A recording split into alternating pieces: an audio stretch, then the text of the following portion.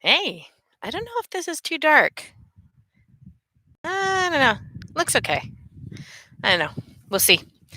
So I'm outside today because it's sunny and gorgeous. It's a little bit windy, so I'm not actually going to do any gardening work today. I originally was intending to, and then I came out here and the wind is such that it's blowing things all over the place. And I was like, I don't want to fight with dirt blowing in my eyes and stuff. I don't need that hassle today.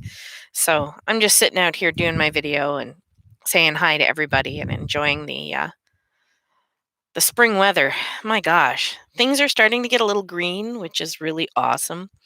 Um, there are buds on some of the trees. The roses haven't really started to come back yet, but some of my plants back here are starting to come up green, and we have grapevines that I chopped back recently, and which are thriving now that they have been relieved of the burden of all of their branches. So it's doing pretty well. Yesterday, I was pretty down on what was going on in town with the grocery store and stuff, and I still am. I'm having issues with that. I'm having issues with a number of things that are happening in the world right now, but I can't change those. Um, it's not something that I have any control over, so I'm gonna actually see if I can't make this brighter for you guys. Let's see if. Well, that's like way too bright. Oh well. I think it's either shaded or not. I don't know. Maybe I can. Well, we'll deal with it this way. Anyway, shopping takes a lot out of me. I have anxiety, as I've shared, and going out right now into uncontrolled areas is very stressful. Something that normally I have a lot of fun doing, being out and about and social, is extra stressful.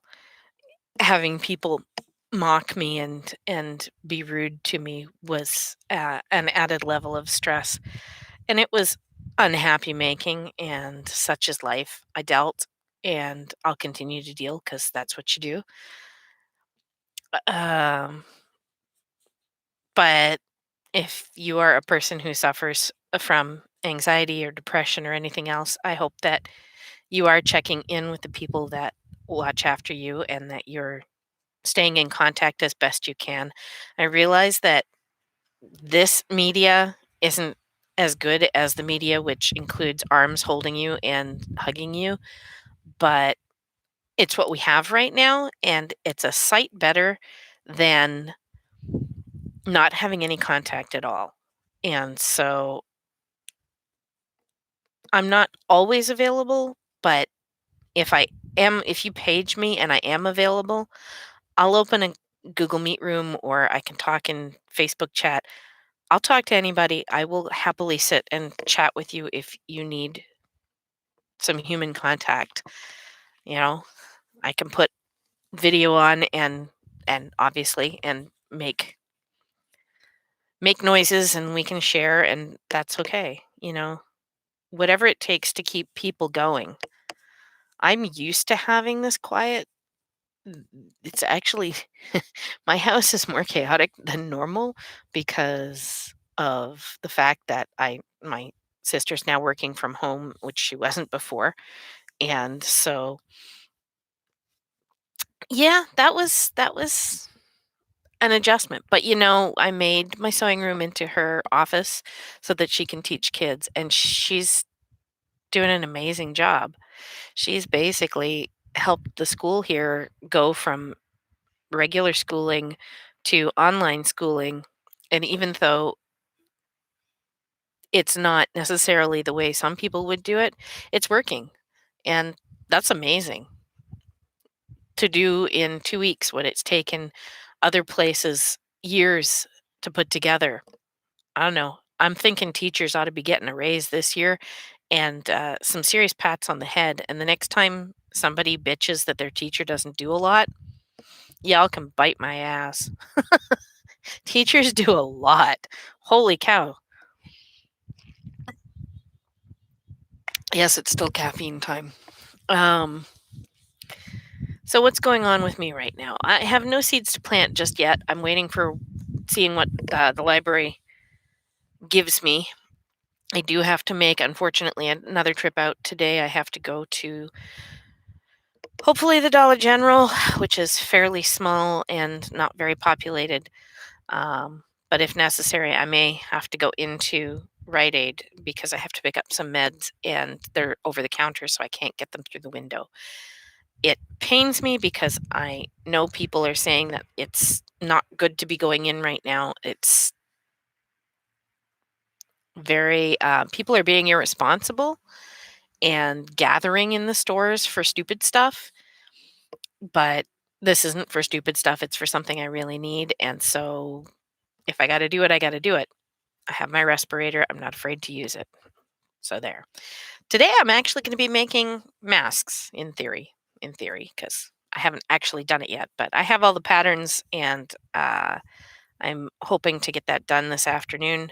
Um, and I'll be making those for when the kids go out bike riding and when we go out for walks and stuff, where people we meet are unlikely to be in our face, but just as, you know, a precaution. The masks, the fabric masks that we're all seeing patterns for on Facebook and YouTube and stuff, those are partially effective for blocking you from getting COVID. If you wear one, it gives you about a 50% or slightly less protection, which is better than no protection, okay? I'm going to throw that out there. The other thing it does, though, is it protects everyone else. And I think that a lot of the public are missing that particular piece.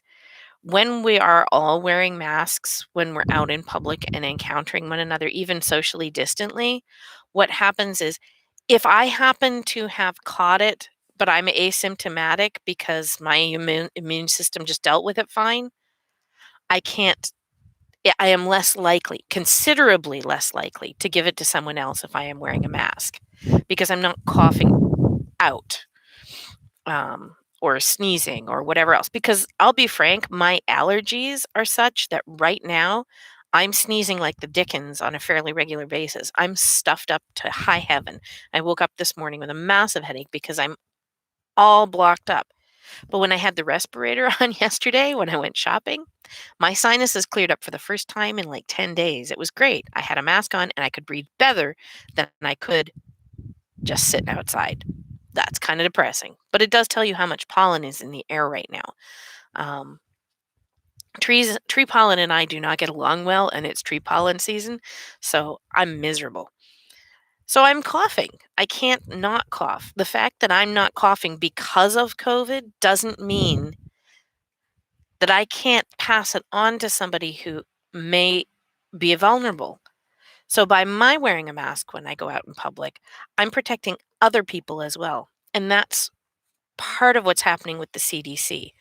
And the other thing is that it just simply is a fact that some protection is better than none. There's an interesting study that's out there right now that was done, I think, by Johns Hopkins University. It's not particularly about COVID-19, but it is about coronaviruses in general, and viruses in general. And that is that they have studied and discovered that the larger the dose of the virus that you get initially, the harder you get hit by it. Again, this is all generalization, and I'm taking medical information and I'm translating it to English. So if it sounds odd, that's why. And any fault is with me, not with the system. I'm not a doctor, et cetera, et cetera. But the idea is that the heavier that initial dose of the virus that you get, the worse your symptoms are if you become symptomatic. by wearing a mask, by wearing eye covering, by covering your ears and your mouth, your nose, you are lessening your dose even if you get some. So yesterday when I went to the grocery store, the only way that the virus could have gotten into me was through my eyes, because these are not, as you can say, sealed eye gear. And I don't have prescription sealed eye gear, so ain't happening. I hate to say that, but even my paranoid self cannot justify buying a pair of, medical goggles because I'm afraid. The dose of virus that I'm going to get walking through the grocery store once every 2 weeks, wearing all of the protective gear that I do and just my glasses, is going to be so small as to be nothing. At least that's what I'm hoping. And I'm hoping the studies are right, because great. If we know and they get better study in and they can prove that this is the case, we can give small, and they used to do this with smallpox. You would infect somebody with a very, very small amount of smallpox, and they would be miserably sick for a couple of weeks, but nobody died from it. They didn't lose their eyesight. They didn't have their organs shut down. It might be that that's the way we deal with this, and for until we can find a way to make a vaccine for it that works, this is what we may have to do. And cool. Another interesting thing that I heard was that people don't seem to be having the flu, influenza, which is not a coronavirus, and this, that people who had the flu seemed to not catch coronavirus in general again. So if that's true, it may be that having a yearly flu protects you from having something worse. Again, not an ideal solution, but we don't have to shut down the economy and the country because of the flu. We do for this because of the widespread death that's happening. So lots of options and lots of things that our people are studying right now. If you're looking for information on all of this stuff, please go and look at someplace other than BuzzFeed or Snopes. Neither of those are medical places, okay? Go look at studies being done in Johns Hopkins. Anything that has the name Johns Hopkins on it, the Mayo Clinic, the CDC, to a slightly lesser extent, the World Health Organization. They're being a little weird in some aspects, so you might want to take that with a grain of salt, but that's up to you. There's a variety of places you can go to verify things. Please, when you get, oh, this is a miracle cure, or you should take this drug, or don't just do it at home. Don't do that. That's dumb. Okay?